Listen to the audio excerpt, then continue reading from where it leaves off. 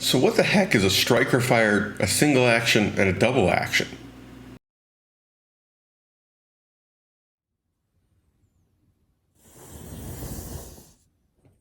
Welcome back to Bullets and Brass, folks. Today we are talking about some very basic fundamentals of firearm technology. How do they actually work? And we're not going to get really deep in the weeds here. We're going to cover this at a almost surface level. And the real question is, how do they function in terms of the action? When we say there's a single action, when we say there's a striker fired, and what does that mean for the user? So let's get into it. First, today we have three handguns. We have a Smith & Wesson 642 double action revolver, a Springfield Armory 1911, and a Shadow Systems DR920 representing the Glock/striker fired family. For the striker fired aficionados, we are not differentiating types of striker fired. So let's start out with the first one, the earliest version, and that is single action. What does single action mean? Well, what single action really means is that if the hammer is not cocked and I pull the trigger, nothing happens. This trigger cannot cock the hammer and let it fall. You have to have cocked the hammer, and then you pull the trigger, and the hammer falls. Now, on a semi-automatic, when you do that, if you've pulled the trigger, the slide is going to come back, load the next round, and the hammer is going to stay back. And I'm going to ease up on the trigger, it's going to reset, and I can pull the trigger again. That is single action. In a revolver, you have to manually cock the hammer each time, but functionally, in terms of the trigger and the action of the gun, it's the same thing. Now, you notice that the key differentiator was that you have to cock the hammer. If you don't cock the hammer, it doesn't work. A double action, I didn't show that it was clear on the other one, but in a double action, now the hammer has been bobbed. No, I didn't do it. I bought the gun this way. I did clean it up. They did a really rough job. So, hammer is down, okay? I can pull the trigger, and the hammer goes back and drops. Let me see if I can do that slower. See, hammer's coming back a little further. This is really awkward to do. And then the hammer drops. Now, normally, on a standard double action, not a double action only, you can pull the hammer back and shoot it single action. In this case, there's nothing for me to grab. I'm going to do something you would not do in normal circumstances. I'm going to slightly pull the trigger, get my finger on the hammer, and pull it back. Okay. So I've cocked the gun, and we are now effectively a single action. Okay? Oops, let me do that again in your view. So I've cocked the gun, I pulled the hammer back, and we are effectively a single action because when I pull the trigger, hammer falls. Now, that is something that most double action guns can do. However, there's a whole lot of modern semi-autos that are called double action only and DAO. And what that means is that they only work double action. The hammer is always brought forward and has to be reset by the trigger as you pull it. You also have something in between the two called DASA. Now, that is less common today than it used to be, but it's still pretty common.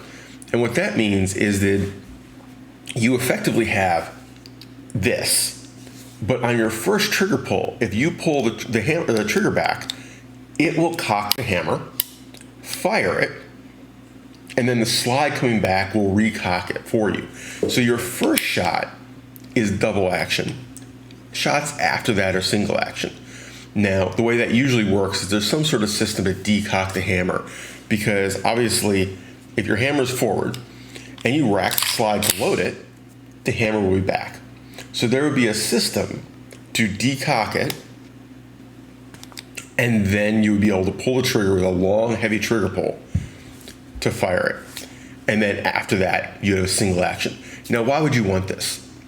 Well, the simple reason is it's easier to shoot single action. Safety-wise, yes. If you accidentally pull the trigger, that is not good. But if you're intentionally pulling the trigger, less pull, equals more control. You don't move as much, you don't wiggle off target as much, more precision. The reason we have DASA is because it gives you a little more security on that first shot. You have to mean it. Versus your later shots, they assume you want to continue shooting, right? So this is something where it gives you the safety and the secure feeling of having it in double action mode with the advantages of single action. Now, these days, that has pretty much gone by the wayside, mostly because striker fired took over in that niche. What is striker fired? Now, let's back up. In both cases for these guns, for my single and my double action examples, I have a hammer that does not have a firing pin attached. The hammer comes forward and smacks a firing pin, which then hits the primer. In some cases, on revolvers, older revolvers usually, the firing pin is actually attached to the hammer. In that case, you effectively have a combination of hammer fired, striker fired, but not in what we're normally calling striker fired. On a normal one like these, you have a separate firing pin, which is usually spring loaded away from the primer. It's being pushed away from the primer. So when the hammer hits it, it goes forward, hits the primer, and then rebounds back a little bit. Because when the hammer hits it, it's inertia that sends it forward. The hammer pushing on it does not actually make it strike the primer. It's the fact that it got hit. So it hits, gets sent forward, and then comes back. That avoids the situation where if you have the hammer down and you drop the gun, it can hit the primer. So, striker fired, whole different beast. Striker fired is something like this. There is no hammer, okay? Nothing, not even an internal hammer, because you can make an internal hammer system. In fact, the AR-15 rifle is a hammer system. There's a hammer and a separate firing pin, and the hammer gets pulled back and goes forward. It's very rare, but there are actually double action rifles. So, striker fired effectively turns the firing pin into the hammer. So when you rack the slide back, the hammer, in this case the firing pin or striker, is being pulled backward and locked in place under spring tension to go forward. When you pull the trigger, nothing's happening back here. I am releasing a mechanism in here that sends the firing pin / striker forward. Why would you want to do that? Why would you not do a hammer? Well, the answer is this is mechanically simpler. This eliminates a lot of linkages that can fail and fire the gun. In this case, the linkage is for releasing the gun. It is for firing the gun. If the linkage from the trigger back to the striker fails, it sits there. So your trigger pull is actually worse than on this one, or even usually on this one. It's lighter and shorter, but not as clean. On this system, it can be a very light and short trigger pull without being a single action, without being that light. The advantage of this is that you've pre-done most of the work or all of the work. All you are doing is either that last little bit. Many striker fire guns, you pull the striker back a little bit and then you let it go with the trigger pull. Other ones just release it. All of these systems work. They all have advantages and disadvantages. As you can see, I use all of them. In fact, on bolt action rifles, those are effectively striker fired. They have a firing pin. They very often do not have a hammer. Most don't have a hammer.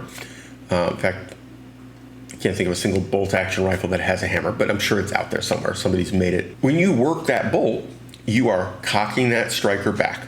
You are spring loading it and getting it ready to work. When you pull the trigger, you are releasing it. That is the definition of a striker fired system. And that is the short version. Really, the answer is use whatever you prefer. You'll probably end up with all of them at some point. Single action revolvers exist. Double action only semi-autos exist. Double action, single action exists. Single action only exists. Striker fired guns exist that overlap the whole feel. Because a striker fired gun, you can adjust the feel in the engineering. It doesn't have to be a super light, short trigger pull. It doesn't have to be a super long, heavy trigger pull. It can be whatever the engineers decide. In fact, one of the reasons the Glock has been so successful in law enforcement is that agencies could decide how much spring tension they wanted on that trigger pull, and even to some extent adjust the reset.